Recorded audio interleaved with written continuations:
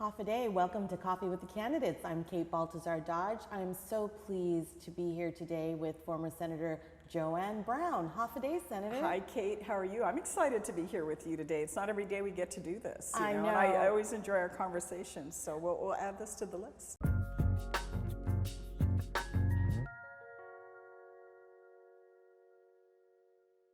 I do too. I know that we can certainly chat it up. Yes.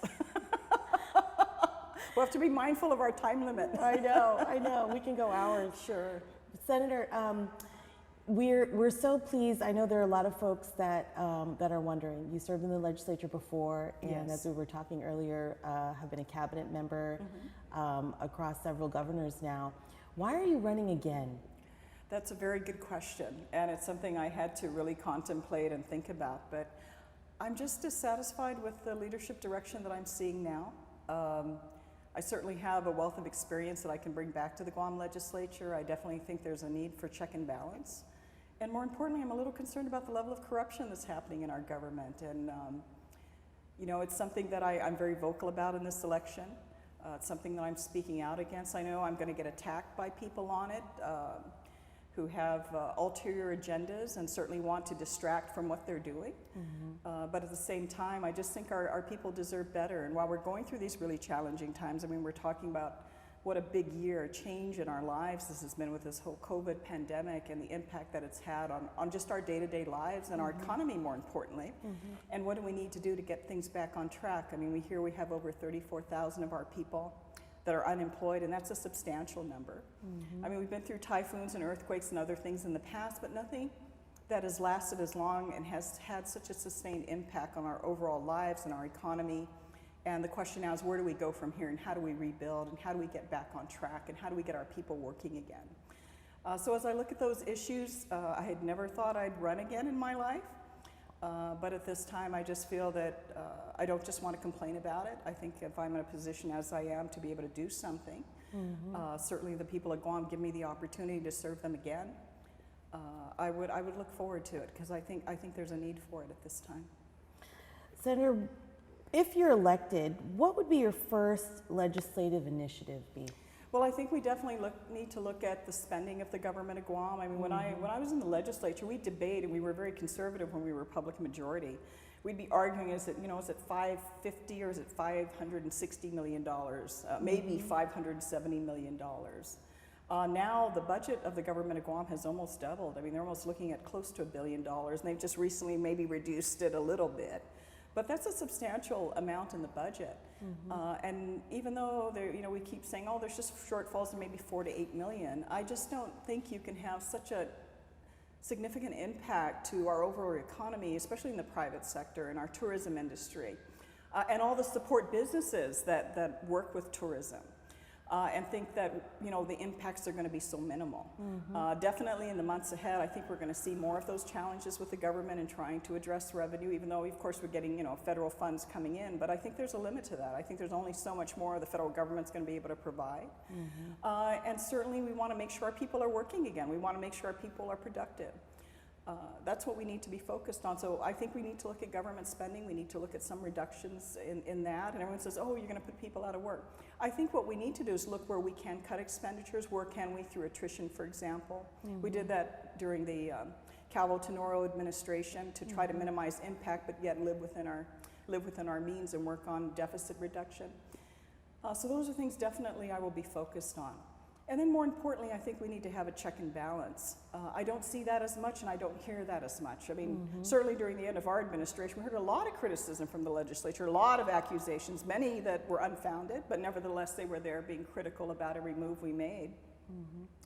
I don't hear that now. I hear a lot of silence. I don't hear anything. Maybe that's a better way of putting it. And I think the legislature, regardless of what party's in power, there needs to be that. You need to be ensuring that there's accountability in the government, and there's such a lack of it. We use the word transparency and accountability pretty frequently these days, but the actual practice of it, I think when people see and hear what's going on in their own government, the government that's supposed to serve them, I think our people are getting more skeptical, and I think that's a sad thing. I want to definitely encourage people, as frustrated you are as I was, I'm frustrated. But you know, I'm doing something about it. I'm running again for office after all these years, and I'm coming back to address these issues. Even the challenging issues of corruption that we see in our government, where people are like, oh, you know, I don't want to take that on because, oh, they're going to come after me. Well, you know, you've got to sometimes stand up and speak out for what you believe in and what you know is the right thing to do. And I think we need to do that a little more in government. So we definitely need to have the check and balance, and that's something, if I'm elected into the Guam legislature again, I definitely will do. Certainly.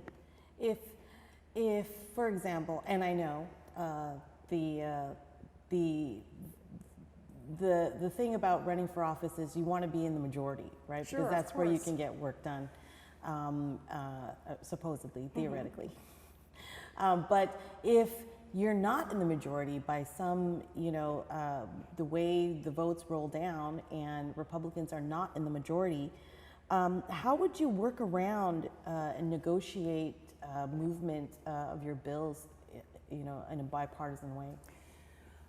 I think as time's going on, I think our people are getting more and more conscientious about the impact decisions made by their leaders have on them. I think it's going to be harder in the next legislature with everything that's going on to simply say, oh, we're going to stay by party lines if the Democrats are still a majority. They've been very good at ignoring the minority. I don't think I'll be used to that because of the 6 terms I served in the Guam legislature. We had a coalition in the 23rd. I've only experienced being a minority 1 term, and that was in the 27th Guam legislature. We had a number of our colleagues run for governor and lieutenant governor at the time. Other than that, I've been in a Republican majority. So I look at it this way. I think each member is elected. Each member is there to represent the people that elected them. And I certainly won't be quiet about it. So whatever the agenda, whatever bill there is that I definitely will be introducing and working towards, I think I'm going to be very aggressive with that. Be it Republican majority or Democratic majority, I don't think I'm going to be a quiet member. I don't think I'm going to be sitting back. I look at time a lot differently now that I'm getting older, and what I do and what I invest my time in, I'm even more focused on it. So I want to make sure that for the time that I'm there, I'm doing as much as I can and being as effective as I can in getting my agenda across and what my priorities are in the bills that I want to support to ensure more accountability in our government. Is there a decision, or maybe I should frame the question, name one decision that senators made in this last term or even the previous term that you disagree with? I think this particular thing that bothers me is a lack of aggressive leadership. And I don't mean that in a negative way, I mean it in a very positive way.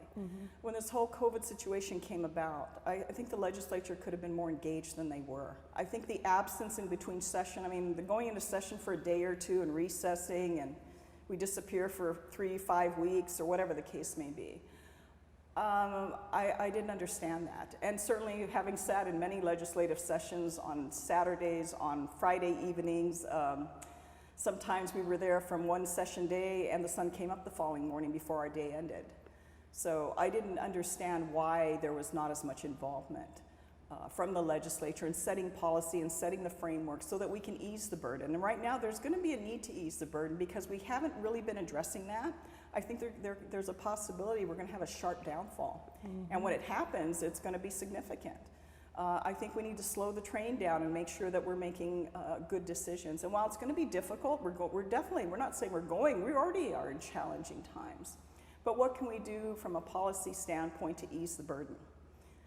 And get more awareness out there, and also for our people to feel, because we are going through challenging times, that their leaders are out there and they're engaged and they're concerned, and that we're doing something to address how can we improve the circumstance, no matter how dire it is. What are we doing to ease the burden, and try to work towards, you know, what's the progressive things that we can do to help get us out of this situation? Because this is a worldwide, you know, we can't kid ourselves. It's not just something affecting Guam. I mean, it's a worldwide impact.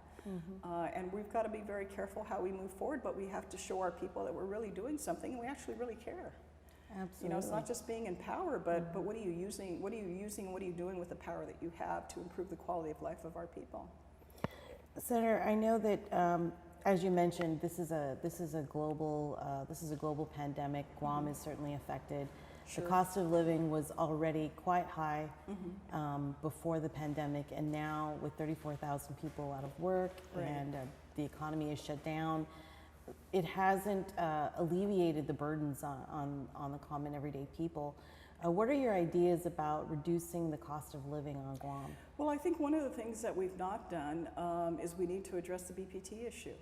And even though others say, oh, well, you can't do that because you're going to reduce the revenue going into government. Well, what about the people that are impacted? What about the private sector that employs all these people? What government does not do, it's very good at spending, but government doesn't really generate, aside from the taxes and fees that they charge our people, they don't generate the money that moves this economy, the private sector does. And in order to get us to where we were and even grow from that, I think we need to put some relief on the private sector. And that's just practical economics. I mean, I'm not the, I didn't get my degree in economics, but just at the most basic level.